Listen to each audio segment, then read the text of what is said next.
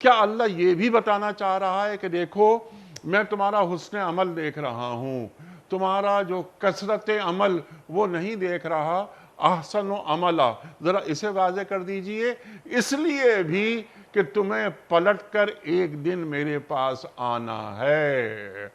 تو جو تصور آخرت ہے کیا وہ بھی واضح کیا جا رہا ہے، اور یہ بھی بتایا جا رہا ہے کہ جو حسن عمل تم کرو گے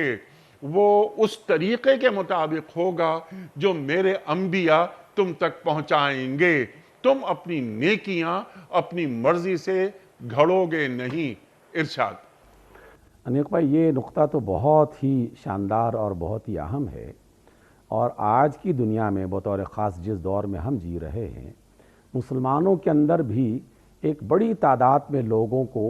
اس غلط فہمی میں ڈال دیا گیا ہے کہ تم اگر اتنے ہزار نفل پڑھ لو، اتنے ہزار مرتبہ یہ کلمہ دہرا لو، تمہارے حصے میں اتنی کروڑ نیکیاں جمع ہو جائیں گی، اتنے ارب نیکیاں جمع ہو جائیں گی۔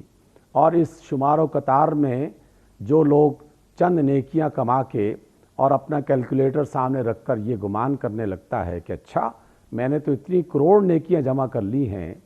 تحقیقت میں یہ ایک بہت بڑی مشکل میں ڈال دیا ہے ہم نے انہیں۔ صحیح راستے سے ہٹا کر ایک ایسے چکر میں ڈال دیا ہے جو قرآن مجید کی روح کے خلاف ہے، رسول اللہ صلی اللہ علیہ وسلم کی بتائی ہوئی تعلیمات کے خلاف ہے۔ اللہ تعالیٰ کے ہاں کوانٹٹی، مقدار، تعداد، اس کی تو کوئی حیثیت ہی نہیں ہے۔ لاکھوں روپے کا جانور قربان کرنے والا اپنے جانور قربانی کے اجر سے محروم کر دیا جاتا ہے، اور چند ہزار کی قربانی کرنے والا اللہ تعالیٰ کے ہاں برگزیدہ بن جاتا ہے۔ زندگی بھر سجدے کرنے والے اس کی رحمت سے محروم ہو جاتے ہیں، اور چند سجدے کرنے والے اس کی رحمت کے حقدار بن جاتے ہیں۔